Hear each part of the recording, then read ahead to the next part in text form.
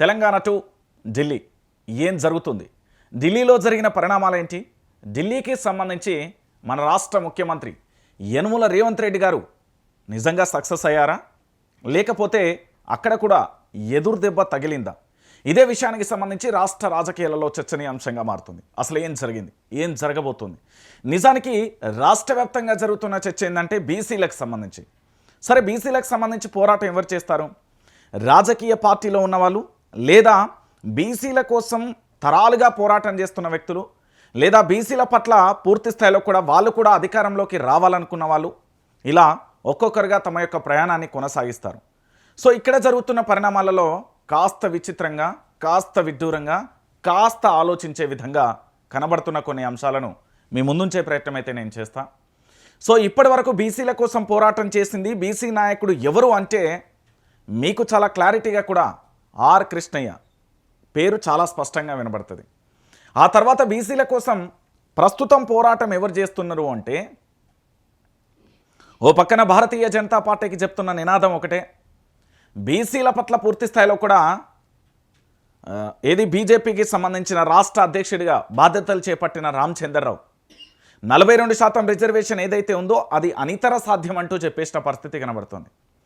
ఇక మరోవైపు బీఆర్ఎస్ భారత రాష్ట్ర సమితికి సంబంధించి కల్వకుంట్ల తారక రామారావు గారి సారథ్యంలో ఖచ్చితంగా కూడా వాళ్ళ కోసం మనం పోరాటం చేయాలి, బీసీలకు సంబంధించి రిజర్వేషన్ హామీని అమలు చేపియాలి అని వారు ఆధ్వర్యంలో పూర్తి స్థాయిలో పోరాటం జరుగుతుంది. ఇక వారితో పాటుగా బీఆర్ఎస్ పార్టీ ఎమ్మెల్సీ జాగృతి వ్యవస్థాపక అధ్యక్షురాలు ఎమ్మెల్సీ కవిత కూడా బీసీల కోసం ఉధృతంగా పోరాటం చేస్తున్నారు. వీళ్ళందరూ కూడా రాజకీయ ఎజెండా కాదు, వీళ్ళందరిది వ్యక్తిగత ఎజెండా కాదు, వీళ్ళందరూ కూడా పూర్తి స్థాయిలో రాజకీయ చైతన్యం కోసం బీసీలను ఏకతాటిపై తీసుకొచ్చేందుకు కంకణం కట్టుకుని పోరాటం చేస్తున్న పరిస్థితి కనబడుతుంది. సో బీసీల కోసం నేనే పనిచేస్తా, బీసీ అంటేనే నేనంటేనే బీసీలు అనే వాళ్ళను మనం కాస్త పక్కన పెట్టి, మనకు బీసీ రిజర్వేషన్ల అమలు, బీసీలకు సంబంధించిన 42% రిజర్వేషన్ కోసం మన రాష్ట్ర ముఖ్యమంత్రి యనుమల రేవంత్ రెడ్డి గారు అయితే ఢిల్లీకి వెళ్ళిన పరిణామం మనం చూసాం. సో రేవంత్ రెడ్డి గారి స్టేట్మెంట్, దాంతోపాటుగా రేవంత్ రెడ్డి గారు ఏం చెప్పిలు, ఏం జరుగుతుంది, కాంగ్రెస్లో నిజంగా ఢిల్లీలో పంచాయతీ జరుగుతుందా, ఢిల్లీకి సంబంధించి జరుగుతున్న పరిణామాలు ఏంటి అనేది కాస్త లోతుగా కూడా మనం చర్చించే ప్రయత్నం అయితే చేద్దాం. సో మొత్తానికి రాష్ట్ర ముఖ్యమంత్రి గారి కదలికలన్నీ కూడా మీ అందరికీ ఒక విషయాన్ని చెప్పాలి. రాష్ట్ర ముఖ్యమంత్రి గారు అడ్మినిస్ట్రేషన్ విషయంలో మొన్నటి వరకు పట్టు లేదు కావచ్చు, కానీ అడ్మినిస్ట్రేషన్ ప్రారంభమైంది అనే సంకేతాలు కూడా ఎట్లా వెలువడుతున్నాయి? నిజంగా అడ్మినిస్ట్రేషన్ సాధ్యమేనా? రేవంత్ రెడ్డి పరిపాలన విషయంలో ఎలా ముందుకెళ్తున్నారు? రేవంత్ రెడ్డి మైనస్సా ప్లస్సా? 2028 పక్కా బీఆర్ఎస్ఏ అంటున్న పరిస్థితి. ఇక బీజేపీ ఏం చేయబోతుంది అనేది దీని తర్వాత మనం చర్చించే ప్రయత్నం చేద్దాం. సో ఒక్కసారికి చూడురి, రాహుల్ భయ్యాతో నా ఆత్మ కలిసింది, ఆయన మనసులో ఏ పని ఉన్నా చేస్తా, ఏది చెప్పాడంటే అది నాకు బంగారు గీత. సోనియా గాంధీ నన్ను మెచ్చుకుంది, నేను చేసిన అభివృద్ధి కంటే సోనియా రాసిన లేఖనే నాకు గొప్ప. మోడీ పుట్టుకతో ఓబీసీ కాదు, కన్వర్టెడ్, అందుకే బీసీలపై నిజమైన ప్రేమ లేదు. కాంగ్రెస్తోనే బీసీలకు న్యాయం. ఢిల్లీలో కులగణన సర్వేపై కాంగ్రెస్ ఎంపీలకు రేవంత్ ప్రజెంటేషన్ అంటూ కూడా చూస్తున్న పరిస్థితి కనబడుతుంది. సో ఎట్టకేలకు రాహుల్ను కలిసిన రేవంత్ కొంతకాలంగా రేవంత్ను పక్కన పెట్టారని ప్రచారం. ఎన్నిసార్లు ఢిల్లీకి వెళ్ళినా కలవని రాహుల్ కులగణన ప్రజెంటేషన్ సందర్భంగా భేటీ, కులగణన గురించి వివరించిన సీఎం, పార్లమెంట్లో కులగణన రిజర్వేషన్లపై లేవనెత్తాలని రాహుల్ గాంధీని కోరిన సీఎం అంటూ కూడా చూస్తున్న పరిస్థితి కనబడుతుంది. సో మొత్తానికి ఇక్కడ జరుగుతున్న విషయం ఏంది? రాష్ట్ర ముఖ్యమంత్రి యనుమల రేవంత్ రెడ్డి గారి సారథ్యంలో బీసీ రిజర్వేషన్ల కోసం ఏవైతే 42% రిజర్వేషన్లు ఇస్తామని కాంగ్రెస్ పార్టీ హామీ ఇచ్చిందో, ఆ కాంగ్రెస్ పార్టీ ఇచ్చిన హామీల విషయంలో ఖచ్చితంగా కూడా ప్రజల్లోకి వెళ్తూ ఇక్కడ కులగణన చేసిన దాని విషయంలో కాంగ్రెస్ పార్టీకి సంబంధించిన నేతలే కులగణన సరిగ్గా చేయలేదంటూ చెప్పిన సందర్భం, వెబ్సైట్లలో కూడా కులగణనకు సంబంధించిన పూర్తి అంశాలు లేకపోవడం, ఇవన్నీ కూడా గత కొంతకాలంగా జరిగిన డిస్కషన్స్. కానీ ఫైనల్లీ రాష్ట్ర ముఖ్యమంత్రి మాత్రం ఢిల్లీకి వెళ్ళారు. అక్కడ ప్రజెంటేషన్ అయితే ఇచ్చిండు బీసీ రిజర్వేషన్ల బిల్లుల గురించి. సో పూర్తి స్థాయిలో కూడా కులగణన ప్రజెంటేషన్ తర్వాత ఇటు రాహుల్ గాంధీని కూడా పార్లమెంట్లో మాట్లాడమని చెప్పిన సందర్భం ఇవన్నీ కూడా మనం చూసాం. సో మొత్తానికి రేవంత్ రెడ్డి అయితే బీసీ నినాదం కానీ లేదా కాంగ్రెస్ పార్టీ ఇచ్చిన హామీలకు సంబంధించి కట్టుబడి పనిచేసే ఆలోచనలో ఉన్నాడు అనేది ఒకటి తేట తెల్లమైపోయింది. అయితే ఇక్కడ ఒక 2 విషయాలను మనం చర్చించాలి. ఏంటి అంటే రాష్ట్ర ముఖ్యమంత్రి యనుమల రేవంత్ రెడ్డి, జాతీయ పార్టీకి సంబంధించిన కీలక నేత రాహుల్ గాంధీ. ఇక్కడ మొన్నటికి మొన్న మన ముఖ్యమంత్రి యనుమల రేవంత్ రెడ్డి గారు ఒక మాట అన్నారండి. మీ అందరికీ బాగా గుర్తుండే ఉంటుంది, మీ అందరికీ తెలిసిన విషయమే. బడే బాయ్ చోటే బాయ్, నాకు పెద్దన్న లాంటి వాడు ప్రధాని నరేంద్ర మోడీ అంటూ ఇదే హైదరాబాద్ గడ్డ మీద పరేడ్ గ్రౌండ్లో మోడీ గురించి గొప్పగా చెప్పింది మన రాష్ట్ర ముఖ్యమంత్రి యనుమల రేవంత్ రెడ్డి. కానీ ఈరోజు పూర్తి స్థాయిలో అదే రేవంత్ రెడ్డి మాట మార్చాడు అని చెప్పడానికి ఒక సాక్ష్యం. మోడీ పుట్టుకతో ఓబీసీ కాదు కాబట్టి, కన్వర్టెడ్ కాబట్టి బీసీల మీద ప్రేమ లేదు అంటూ ఒక కీలకమైన అంశాన్ని ఇక్కడ ముఖ్యమంత్రి యనుమల రేవంత్ రెడ్డి పూర్తి స్థాయిలో చెప్పాడు. మరి రేవంత్ రెడ్డి ఏ పార్టీ? కాంగ్రెస్ పార్టీ. దాంతోపాటుగా ఇప్పుడు ప్రధాని నరేంద్ర మోడీ మీద అస్త్రశస్త్రాలను ఎందుకు ఉపయోగిస్తున్నాడు?